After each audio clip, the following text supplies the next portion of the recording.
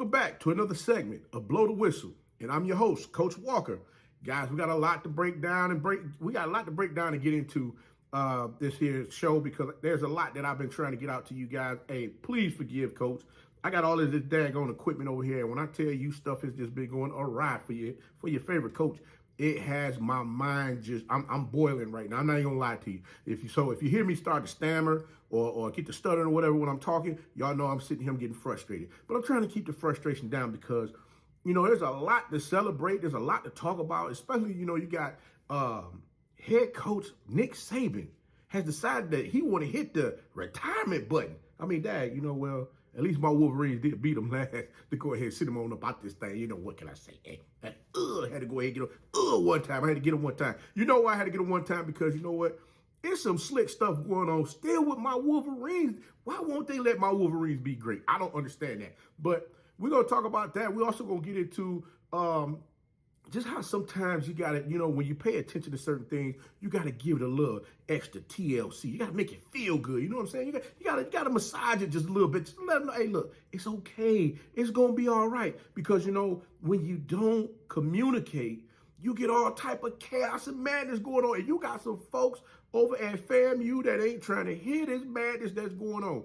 The question is it true? You got some folks out here that's, saying that, hey, this is what's going to go down. Why you got the FAMU Rattlers, family people over there saying, look, man, y'all need to pipe down and let us worry about what's going on in our house because we know more about what's going on than y'all do. So we're going to get to a little bit of that as well. But, hey, listen, like I said, I normally get you guys these episodes on Tuesdays and Thursdays. And I done missed the Thursday and I done missed the Tuesday. So y'all forgive me, but I ain't gonna cry over spilt milk. I'm not gonna do it. I'm not gonna do it. We're gonna have us a great time. We're gonna have us a great time in this show today because, like I said, it's so much going on right now. It's really making your head spin around and just figure out exactly what's going on. I mean, the $1 million question is, what's gonna happen with Nick Saban position? What's gonna happen with Jim Harbaugh?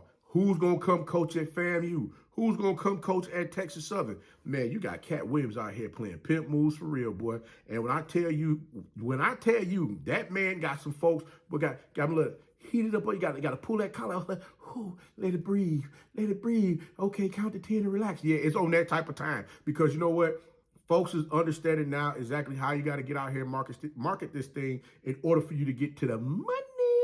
And we're going to dive in. We're going to dive in. But before we dive in, let me do this. Y'all could have been anywhere in this world doing something different than sitting here listening to your favorite coach talk a little nonsense. But you know what? You're right here with me. And like I tell you all the time, I never look in the rearview mirror. I look through the big windshield up front. Why? Because I can see, I can open it up and let my thoughts just run wild. Because when you had a small rearview mirror, you got stuff that's just packed in right there. You don't have any room just to move things around so you can open it up so you can get to what it is that you're trying to get to. Talk about them things that you want to discuss. And guess what? We're going to talk about some things that you're going to have you sitting here like, Coach, you done lost your daggone mind. But you know what? Sometimes you got to do it. Sometimes you got to do it, baby. But you know what? We're going to go ahead and get on in this thing. But you know what? The first thing coming out the gate, we're going to talk about none other than Shannon Sharpe. I got to talk about him first because Uncle Shay Shay done lost his ever-loving mind.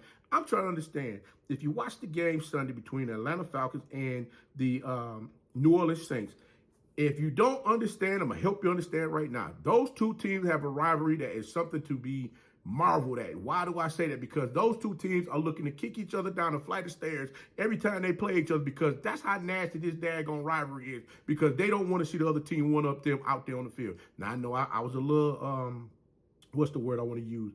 I was a little barbaric with that phrase. I know some of y'all be like, Coach, dang, man, you a little rough today, ain't you? No, well, I'm just saying. But Uncle Shay Shay said, he wants Jameis Winston kicked off the daggone team. I'm trying to say, wait, hold on. You mean to tell me because they went into the victory formation and decided to hike the ball and hand the ball off to one of their fellow teammates to allow him to score some points, to score a touchdown, you want him off the team because they should have just took the knee and just said, forget it. It's okay. The game's over with. Hey, just let the Falcons go ahead and go about their business because it's the what you call it is an unwritten rule that stuff like that's not supposed to happen after you already have the game in hand. Well, can I ask a question? I have a question, sir. Coach got a question. Coach Walker got a question. Where was that mindset at when Georgia played Florida State? Georgia put up a 60 burger on them boys, didn't he? I think Georgia was going for 70 points. And Florida State said, nah, not on this watch. We're gonna shut this down. Now I get it, y'all like, but coach, you gotta understand, you're in a victory formation. You're not expecting them to score.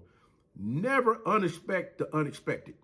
I've been that way out there. I got caught with my pants down one time coaching in the game. And I'll tell you, as a matter of fact, it was in a championship game when I got caught out there like that. So I've always been one to say, you know what? No, we're not doing that no more. We had this team bottled up. This was my middle son's team. We were 11. Ran the table. We get to the championship game. We playing against a rival team here in the city. And daggone, we got them boxed in. They didn't know what to do. The kids coming out there, they flying around, they getting to the ball, they tackling everything under the sun. We going to halftime 0-0. Going to halftime, you know, at the time, like I said, I was running the league. So wasn't focused on the task at hand. It messed around, came back out. We went in the daggone locker room at the championship game, and I didn't tell my boys, pay attention to the onside kick. It's coming. What happened? Them jokers kicked the onside kick, and my kids is bailing out to go ahead and set the wall up for them to block. Guess what they do? They get on the ball, boom. They go ahead, punch down the field, score 6 points. Now we got to rally the troops back around and get them back together so we can go ahead and get back in this thing. So now we get the ball back, and we're starting to move the ball down the field. But guess what? We fumble the ball on the field because now everybody is still stuck on that fumble. You get what I'm saying? So now you got to dig in and really get these young men to really focus on the task at hand. And I think that's what happened a lot of times where we get out there on the field, we play this game, and we're not focused on the little things. There's no way in the world. You had two daggone defensive players on that side of the field where the running back scored at. So there's no way in the world them defensive players shouldn't have came up and rocked us behind to make sure he didn't get in the daggone end zone. Another thing, how often do you see where you got a team that's ready to take they going in the victory formation and they're trying to snap the ball, and you got the defensive player trying to swipe the ball, the nose guard or the tackle, whoever's lined up over the center, they're trying to swipe the ball, knock the ball away to possibly get that fumble so that it gives their team an opportunity to possibly score points for them to win the game. How often do you see that? You see it often. So what I'm saying is that, listen, I get it. These rules, the unwritten rule where you're not supposed to do something like that. I respect that, Uncle Shay Shay. I do. But all I'm simply trying to get at is it comes a point in time where you got to understand, guess what? You're going to have to put your big boy pants on to make sure that everything is on point so that stuff like this don't happen to you. When it happened to me, guess what? I had to eat that bad boy. Oh, I had to eat that crow. But we came back and got their behinds in the state championship and knocked them off. That's the A. But the Falcons, they ain't gonna have a chance to do that. Let alone their coach got fired behind that. So, not behind the victory formation score, but getting that 40+ point burger put on their behind because it should have been 50. I'm just saying. But yeah, and I like I said, I get it, Uncle Shay Shay, man. I understand that. But while he was hating on Jameis Winston and wanting him to be out of there as far as playing for the Saints, you got Steven Jackson, Stacks from All the Smoke. He goes in on Uncle Shay Shay talking about the interview he did with Katt Williams. So I'm sitting there like, whoa, wait a minute. You're upset at the fact because Katt Williams came in here, talked this stuff about what he got going on, how he felt about comedians, and come to find out, Katt Williams got they're going to go on tour. Yeah, they're going to go on tour. Katt Williams, check this lineup out. Now, you hear Katt Williams talk about all the time, pimping. Guess what? When a pimp then came out, because guess who's going on tour with Katt Williams? I bet you can't even guess. You can't even guess it in a million years. Matter of fact, this woman used to be married to a comedian. Oh, yeah. Yeah, Kevin Hart's ex-wife. Toy Hart, yeah, she's going on tour with Katt Williams. Yeah, it's just getting more gooder and more gooder and more gooder. Yeah, I know gooder is not a word. I got you with that, but I'm just saying, hear me though. So, not only do you get clowned on Club Shay Shay, in which that interview has literally broke YouTube. That's probably why my damn videos ain't going up online, because it done broke YouTube, and YouTube just like, Coach, we ain't trying to fool with you right now, dog. We ain't, nope. No, we'll get back to you later. But all in all, yes, Katt Williams got up there. He did his show. He did his thing. It was like he gave a 2-hour concert on Shannon Sharp's Uncle Shay Shay podcast, in which, I mean, he had you laughing from beginning to end. I'm sure majority of you that are watching this have already seen it. But the thing is, listen to Steven Jackson talk about he don't understand why Shannon Sharp allowed Katt Williams to continue with that interview, answer the questions, asking him the question that he was asking him the questions, allowing him to answer them in the manner in which he was, because a lot of the folks that he was talking about, they're friends with. Listen, you cannot control somebody as far as how they want to answer anything. Freedom of speech. And at the end of the day, when you look at what Matt Barnes and Steven Jackson is building over there with All the Smoke, they got a great platform. I mean, they've been running it for a minute doing their thing. But Shannon Sharp knocked off 500. Shannon Sharp banked 500,000 new subscribers off that show alone. Not to mention his Instagram, Twitter, all of that skyrocketed with people that's following him now based on the interview that he did with Katt Williams. And Katt Williams told him, he said, hey, this is about to go out the stratosphere. Now, another crazy thing is, go look at the one he did with Willie D. Willie D is already at 3+ million, and that's not even 24 hours old yet. 3-point-something million views on that show.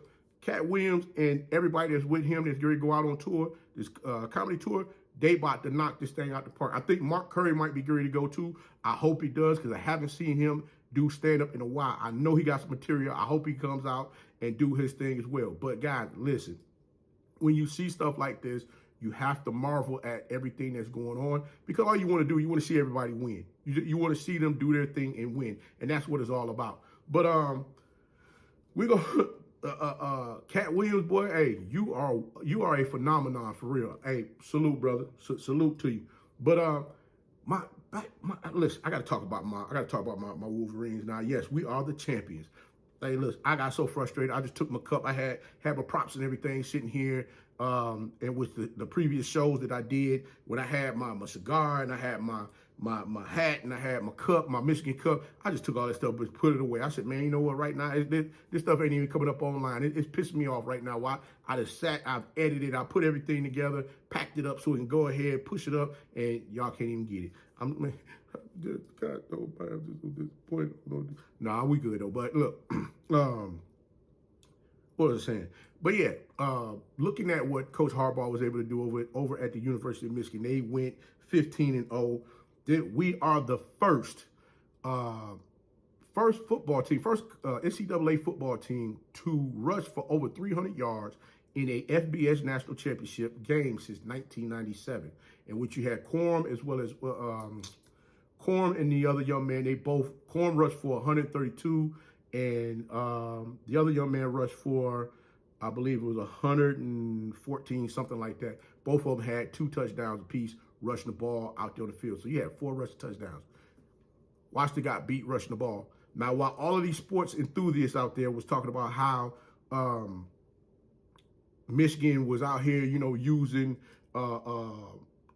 stealing signals and all of this other kind of crazy jive, it's funny to me how Alabama, old coach Nick Saban, who's now retired, before the Michigan game, and I got this article from from Alabama football. After Alabama locks down film, Counterpart says NCAA investigating unauthorized access denies breach. But check this out though.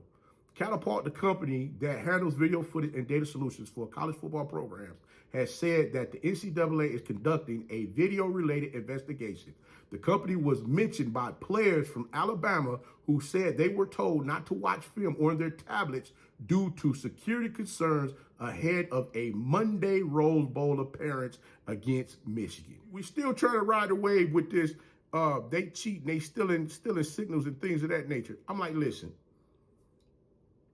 I'm not for sure how true it is, but isn't one of the people that was over at Michigan, well, they were working for Alabama because now Nick Saban's moved on. I'm trying to understand exactly what's going on here, bro. But the thing is, Michigan had the same issue back in November, in which they were told not to watch film on their tablets. But the issue was later resolved, like a day or two later. They found out that there was no breach or anything like that. And even Catapult came back and said themselves they didn't find anything wrong. There was no breaches, anything going on. So you know what? I'm like, come on, man. What are we doing here? Hey, let us enjoy this win. Let us be great. Let us do our thing. This article was by it was published on December 29th, 2023. I'm trying to find out, make sure I got the right person.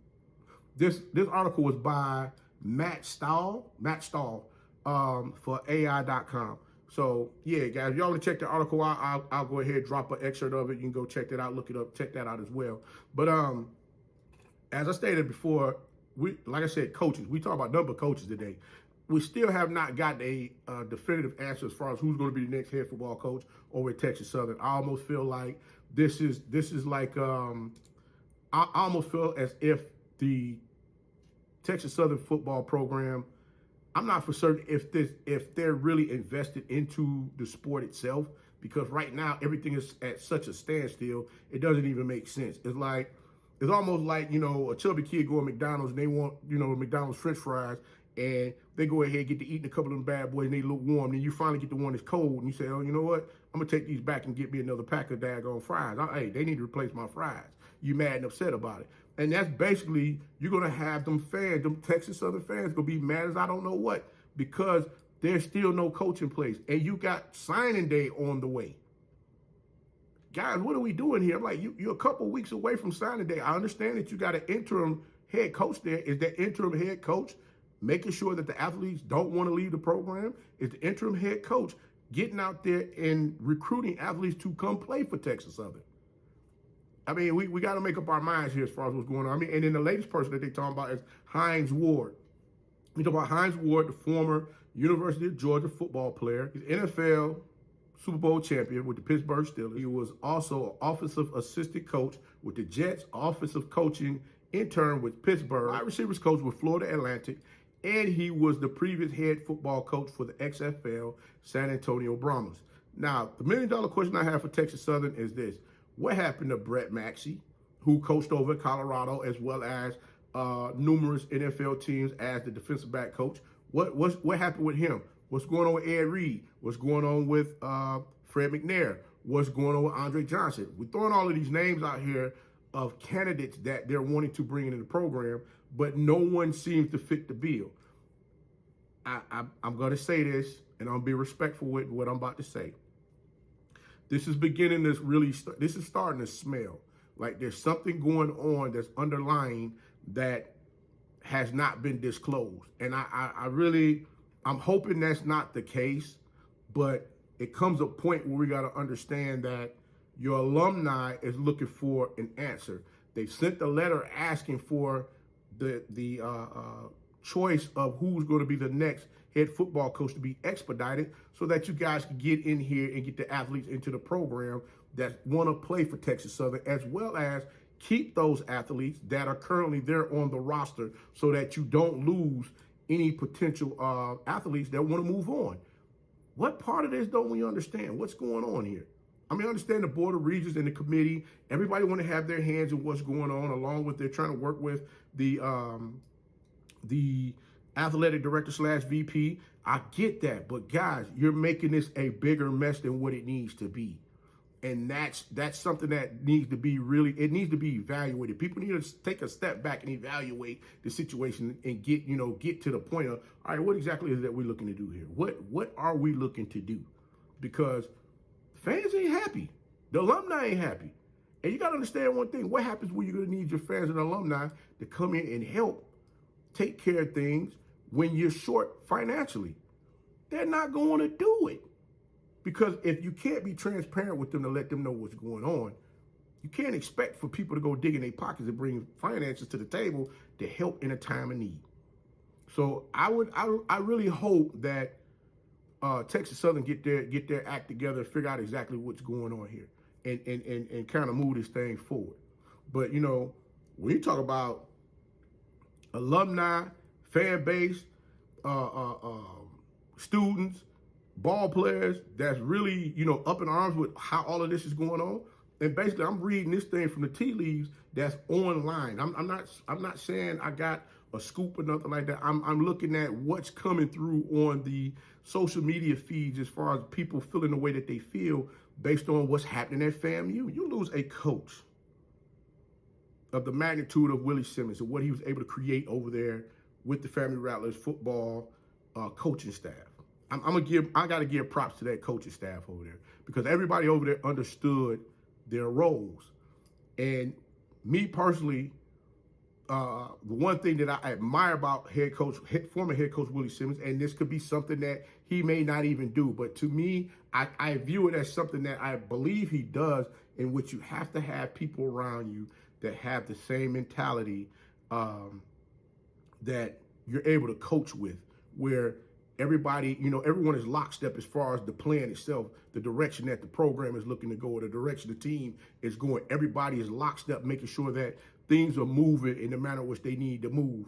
And I believe that head coach Willie Simmons had that type of synergy with those coaches that was on the staff, making sure things were going the way that they needed to go for them to complete the task this season, in which they were able to win the HBCU National Championship Celebration Bowl trophy. And that is something that you have to give them a round of applause for. Now, yes, the things came, you know, when times got dark as far as people want to understand, okay, hey, listen, the rumor is head coach Willie Simmons, former head coach Willie Simmons, is on his way out the door.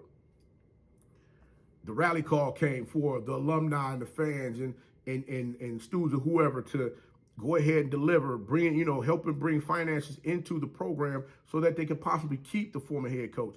And guess what? They delivered. They delivered. They did everything that was asked of them for them to make sure that they had the finances readily available to hold on to their former head coach. You got a search going on for a new head football coach.